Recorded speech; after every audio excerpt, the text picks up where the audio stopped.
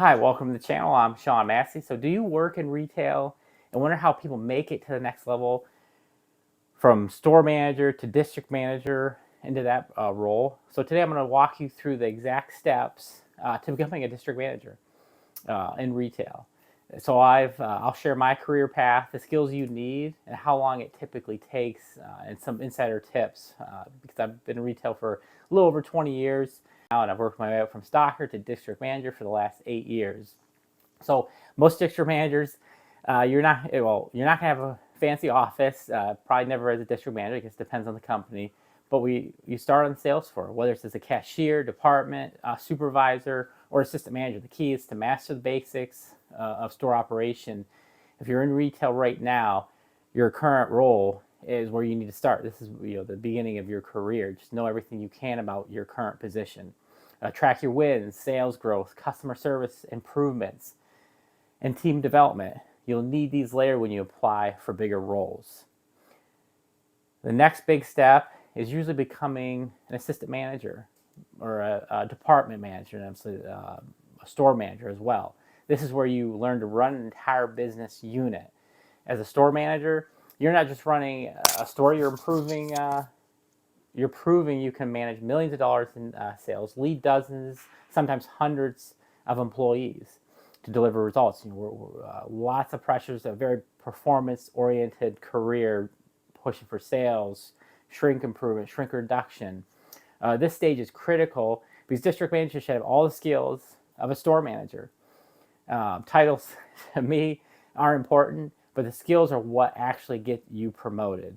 So as a district manager, it's not required that you have a degree in business. It's definitely helpful because it's going to give you that step above the many that haven't, so extra insight into the business. So I think that's definitely beneficial, but it's not required for the district manager role. And that could be different based on the company, but experience is the most important, proven results.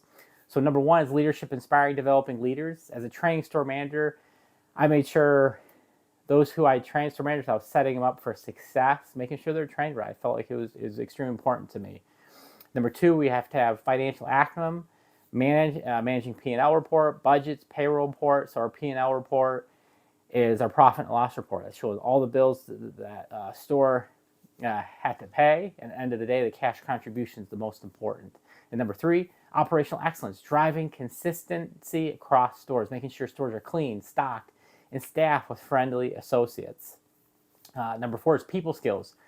You're leading people, not stores. Communication is everything. Being able to have those tough conversations with our associates, one-on-one conversations, whether it's recognition, if it's a performance opportunity, we're having those one-on-one conversations. So we're not gossiping about it behind their backs. And here's the truth: if you can't develop other leaders, you'll never make it past store manager, because as a store manager, you always should be developing your cashiers for assistant managers for store manager. As a district manager, you should be developing your store managers for district manager. So district managers' jobs don't usually come from job boards. They come from visibility inside the company. 75% or above for internal promotes for a majority of companies out there. It can vary between companies, so that internal promote's huge with companies. But you need senior leaders to know your name, know your results, and trust your leadership. That means volunteering for stretch assignments, mentoring other managers, and being someone who can be counted on to fix problems. I ran multiple stores. I trained new store managers, I was saying earlier, and I traveled all over the place to help other store managers to fix whatever opportunities were at those stores. And I didn't get paid extra to do that. I just cared about the company. I cared about the success of those store managers. So, and that obviously is just another benefit as you get noticed from senior leadership.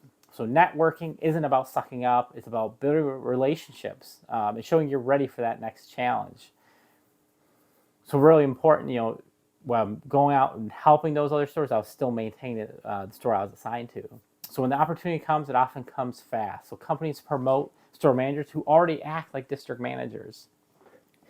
Be ready to show your results. Multiple years of strong store performance, high employee engagement, proof you can lead other managers. So store manager, you're judged on sales results, shrink, turnover, because now you have one store. What they want, can you do that with 15 stores, 20 stores?